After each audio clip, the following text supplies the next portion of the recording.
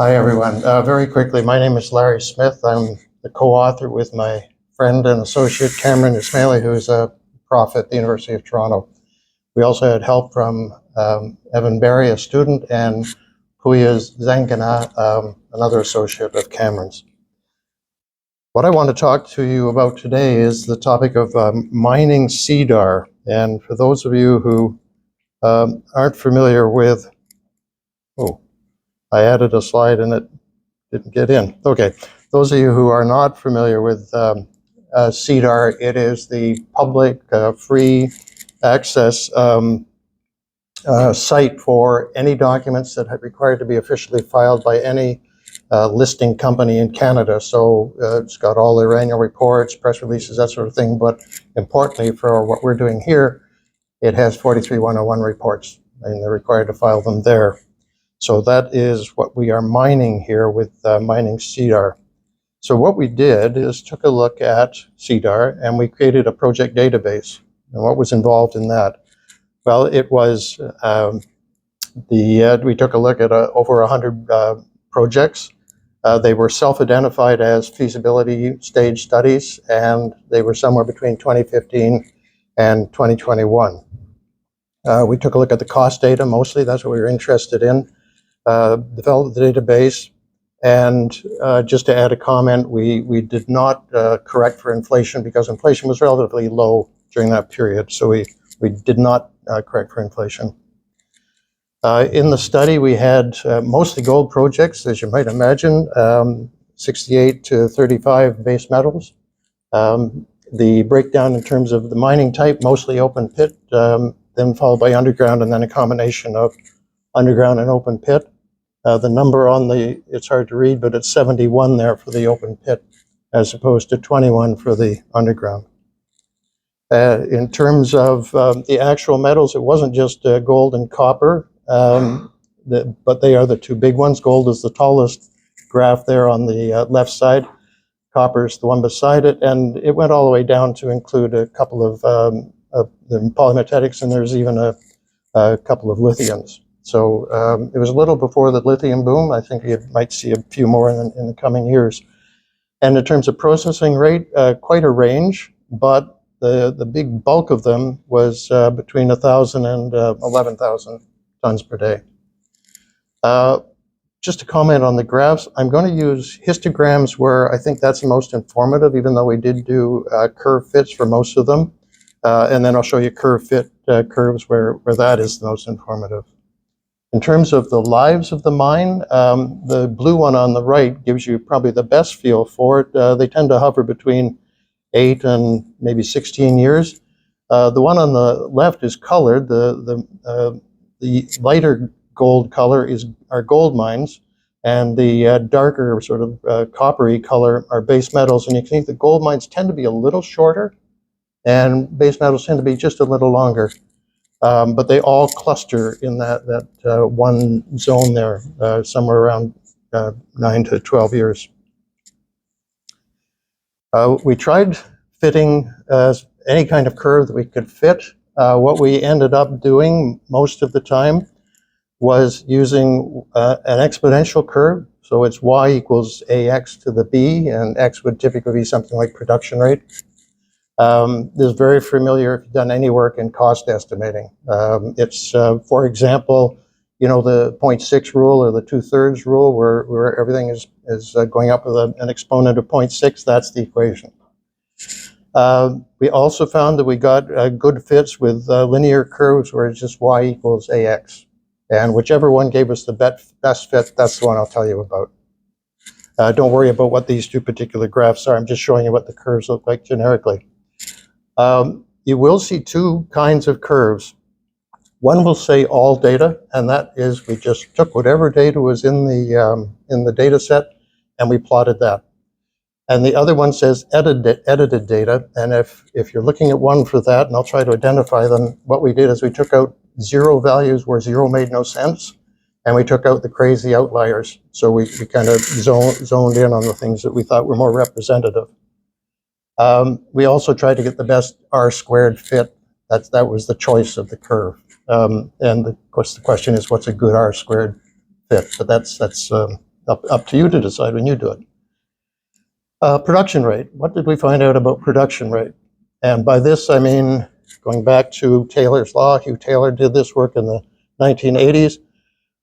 Taylor's equation was 0.014 times the reserves to the 0.75, and uncannily and unintentionally, we got, if you rounded off, 0.014 times reserves to the 0.757. In other words, Taylor's law stands up. We got a 0.76 R squared. When we use the edited data, and I apologize to my friend George McIsaac did some work, and we presented here in 2019. He updated Taylor's law, and he came up with 0.02 times the reserve to the 0.75. And when we edited the data, we matched George's almost exactly with 0.022 to the reserves to the 0.73. In other words, these things still work, and people appear to still be using them, because that's how they must be getting their production rates. So a little support for, and that's this gentleman in the second row is George McIsaac. I promised I wouldn't point him out. What did we find out about operating cost? Well, open pit mining based on dollars per ton mined. I'm showing a histogram because we didn't get a good fit for the curve fitting. However, you can see there's a cluster there, and I'll bet you if you're a mining engineer and I said, what's a good price? Just give me a number for open pit mining. You'd say somewhere between $1.75 and $2.25, and that's where the histogram shows. So if you are in early stage work, and this is really what this was aimed at, early stage work, and you had no idea, pick one of those numbers. That'll get you started. And there's support for it. But you can see there are outliers. Some of them were over $5, and we did sort out for open pit. So I don't know where that one was. In terms of underground mining, no particular number jumped out in the histogram, but when we fit the curve, we got 997 to the minus 0.42 with an R squared of 5.58, and I'll stop doing that because it's just tedious to listen to all those numbers. We got a not bad fit, actually. So if you were, again, early stage and you wanted a quick guess at a underground operating cost, that probably works. Processing costs, no patterns. I think the problem was there were too many types of processing, too many different sizes, and we didn't go in to split them out. So we didn't find any pattern there. G&A. G&A is one of those things where it's either forgotten or you don't get it when you buy the databases, or it's just terribly underdone. And what we found was a very good fit. We got a 0.8 R squared. And the figure we got was 16% of the sum of mining plus processing. And damned if that doesn't match what the Australian cost estimating code says. And another study by some folks in Australia that they all came out in that same region. So if you don't have a G&A operating cost, 16% of mining plus processing should do it. Just make sure there's none of the G&A has been covered in those two costs. And it's a really good fit. Capital costs. I want to talk about capital costs the way I think of them with my experience working for an engineering company for a while and then mining companies. We break capital costs down like this normally. So above what you're seeing here, there'll be a whole list of all the direct costs, and then you get a total for directs. Okay? I hope that matches your experience. Normally followed by indirects, EPCM, and owners to get another total, and then contingency is calculated on all of those. That's the normal experience that I have in my career. So direct costs are all the things you see when you go onto a mine site. It's the buildings, it's the equipment, it's all of that stuff. We found no clear relationship that we could report to you, mainly because it was too diverse, okay? When we looked at indirects, EPCM, and owner's costs, we got odd results. Like, for instance, sometimes there was no owner's cost, which makes no sense. We got patterns that didn't fit any of the experience that myself or anybody else had on these things. But when we added the three of them up, indirects, EPCM, and owners, where they reported, we got a really good fit. So I think what was happening is people were, indirect seems to gather everything that you don't identify otherwise. So I think some people were saying indirects and they meant indirects and owners or that sort of thing. So by adding them up, we were able to get, and here's where I do show you one, a 0.9 R squared, which is a hell of a good R squared. And what it's saying, it's around 38% of the total direct cost. And damned if that doesn't match some experience that we've had. That was with all the data, and when we did the edited data, it wasn't quite as good a fit, but the answer is the same, about 38%. So if you're sitting there with a couple of estimates of direct costs, and you're thinking, oh my God, I got to estimate something that's going to add almost 40% to my costs, how am I going to do it? Multiply it by 38%, and that's a good guess. Now this is for early stage, okay? We're always talking early stage here. Contingency, that's the allowance for the known unknowns. Everybody avoids defining it. Everybody agrees it's there. Everybody agrees that it's going to be spent. Okay, so what did we find? Well, we find some real horror stories. This is feasibility level. So Larry would tell you, if it's less than 10%, don't believe it. Okay, the pink color there with the caution sign of all the ones that came out less than 10%. And then there were a bunch more, so they got honest about half the time. But when we fit the curve, we got a really good fit, suggesting somewhere around 13% for a feasibility level contingency estimate. Now, I would have said it had to be more than 10, but it, how much more? Also, this probably includes some with country risk. Like it's not just in Canada or Chile or the United States, it's got some other players in there. So if you need a good quick guess, 13% for contingency. Sustaining capital. When we did sustaining capital versus initial capital, we got no pattern we could discern.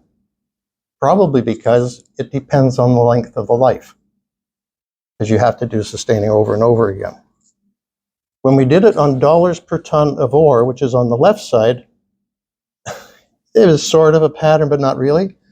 But we did it on tons of ore plus waste. Look at the gathering there, somewhere between 10 cents and 50 cents.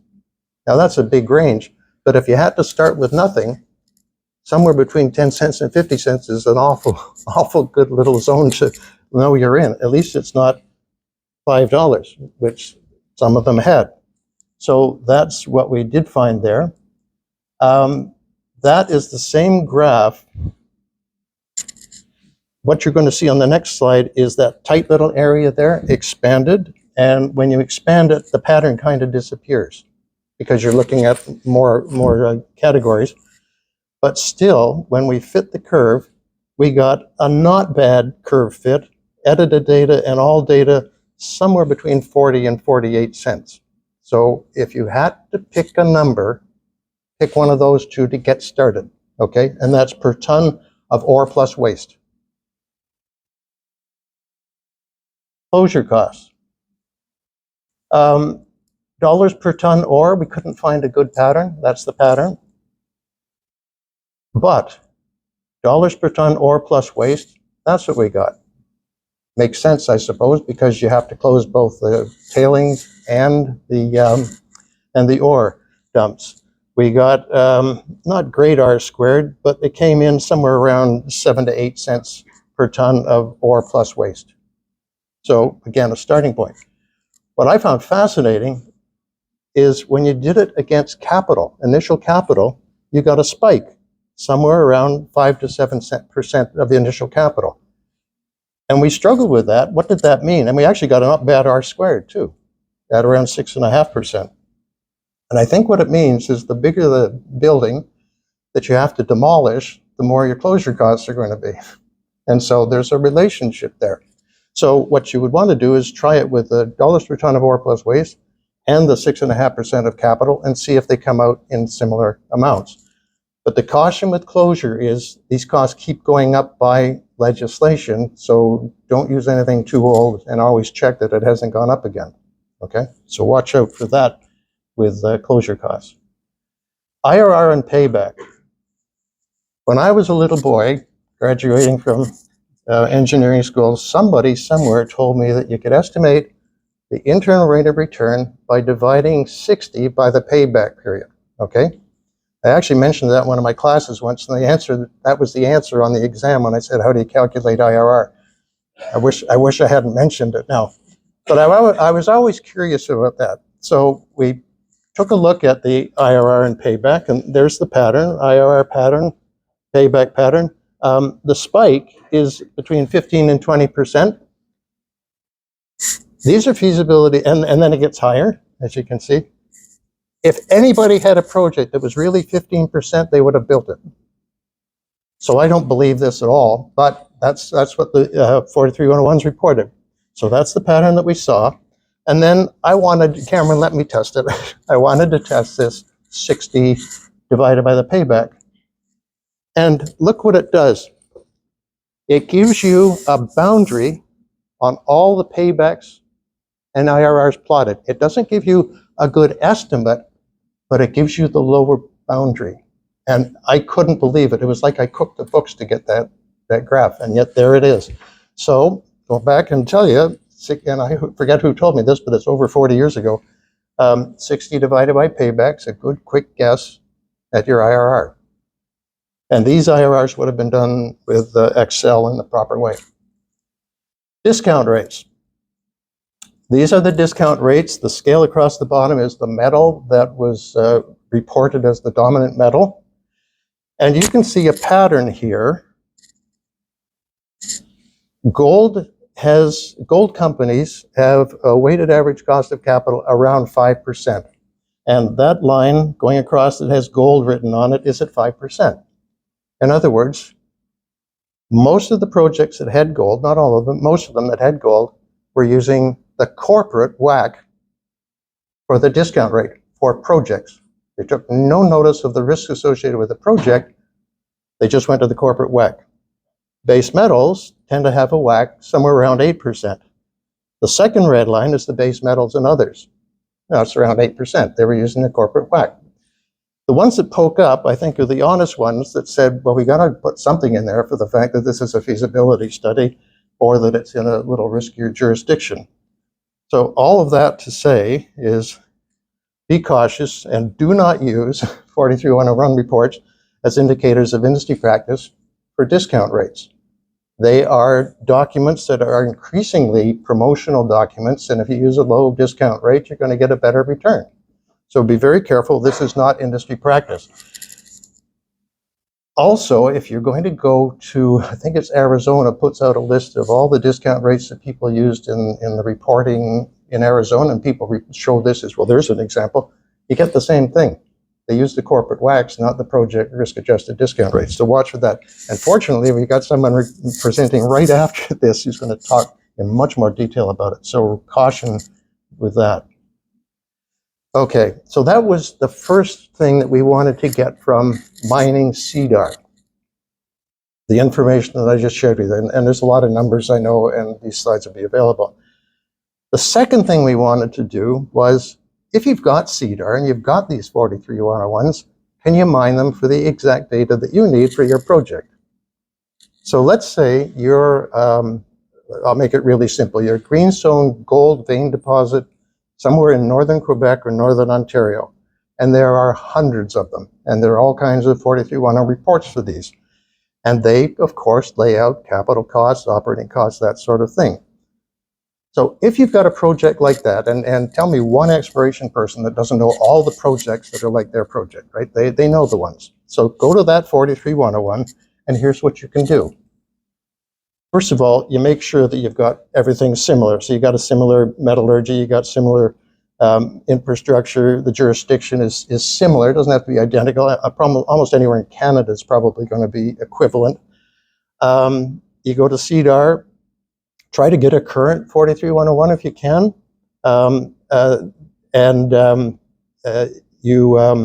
You will find that the 43-101 reports are typically more current than the generic databases that you can buy. And you can buy some databases.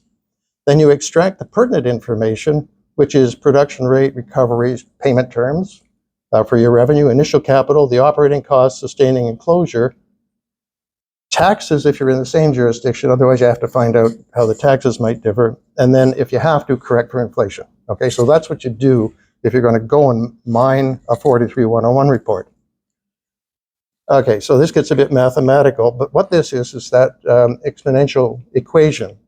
So if you've got cost 1, which is some constant k that you don't know, times tonnage 1 to the exponent, which you don't know, and you now want to do that for your project, which is project 2, okay? The equation's the same. Cost 2 equals k, same constant, times tonnage 2 to the same exponent. So if you take those and put them one over the other, first of all, the k disappears. So you don't even need to know what the constant is. It's gone. The only thing you really need to know, and if you go jump down to the bottom equation, is the cost 2, which is the one you're after. You want to know what your cost is going to be based on the 43101. It's going to be the cost that you identify in the 43101 and your new tonnage, which you get from George's equation or Taylor's equation, divided by the original tonnage to the exponent. So all you really need is to know your tonnage, the exponent, and the original cost, and you can get a really good estimate of what the cost is going to be on your project. So how does that look in reality? On the left-hand side is $1 per ton or a total, $1 per ton value, sorry. On this side, it's either dollars per year or total dollars. So it could be a capital cost or it could be operating costs expressed as dollars per year. The left-hand side, more typically, we talk in terms of dollars per ton for operating costs. So the black dot on both of these is the known point that you read it right out of the SEDAR report. And you could do some due diligence on it if you want, or you could just accept it as a starting point. Then what you do is you put the equation through it, because that dot has given you the k constant. The exponent for operating costs, first of all, operating costs always have, I've still got 25 minutes. Is that a good sign? Oh, somebody clapped. Okay, that curve, that downward sloping curve is typical of operating costs. They have negative exponents typically from minus 0.3 to minus 0.1. It could be different, but typically, okay? For positive numbers, for operating costs, they will have that shape on a dollar per year basis. They are positive 0.7 to positive 0.9. You notice they're the reciprocal of the negatives. So you subtract 1 from this, you get the negative, okay? Or for capital, 0.5 to 0.7, which is that 0.6 rule that everybody knows about. 0.6 is right in the middle. So you plot that, and then, and I should note the scale across the bottom, I made it a relative scale. So the black dot is at 1. So now you just need to know relative to that production rate what yours is. And so, two different kinds. If your production rate is half of the reference one, then for cost per ton, you're going to be a little more costly. You're going to be the gold-colored dot, rising up a bit. If you've got twice the production rate, you're going to be the green-colored dot. You're going to have a slightly lower operating cost. Opposite pattern, if you are talking, let's say, initial capital, you've got your black dot, the reference point. If you've got half the production, you are going to go down that exponential curve to the gold-colored dot. Or if you're twice the size, you're going to go up to the green dot. And then you just read off of the scale. To do that, the only thing you need to do is estimate what the production rate is going to be for the new project. Because you're probably just starting with tons and grade. If you're early exploration, that's probably all you have. So how important is it that you get this exponent exactly right? What I've done, the black dot is plotted. You can see it. The black line is 0.3, minus 0.3 for the, unfortunately I've switched them, so that's now the operating costs on the right-hand side. But the black one is the minus 0.3, and the black one on the left-hand side is the 0.6, sort of the middle of the road. And I went up and down 1 decimal point to plot the blue and the orange line. And then I added to the black line plus or minus 15%. First of all, plus or minus 15% for an early stage project is well within the accuracy range, okay? You notice that it didn't matter at all from down to 25% of the production rate all the way up to 2.5 times. Doesn't matter which exponent you chose, you're well within plus or minus 15%. So if you don't know, use 0.6 for capital and minus 0.3 for operating costs, and you won't be too far off. So what are my conclusions? We can provide some useful values for early stage estimating, production rate determination, the Taylor's rule, McIsaac's rule. It's a rule now, George, by the way. Indirect EPCM owner's costs, pretty good estimate. G&A costs, pretty good estimate. And those are the ones you never get any real gut feel for in the databases.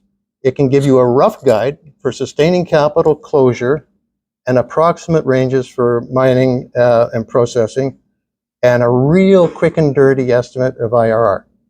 Okay, that's what we got. But a caution, the values in the 43101s that we saw will not necessarily be good indicators of contingency rates, and will not necessarily, I'll say they absolutely won't be good indicators of discount rates. So be cautious with those.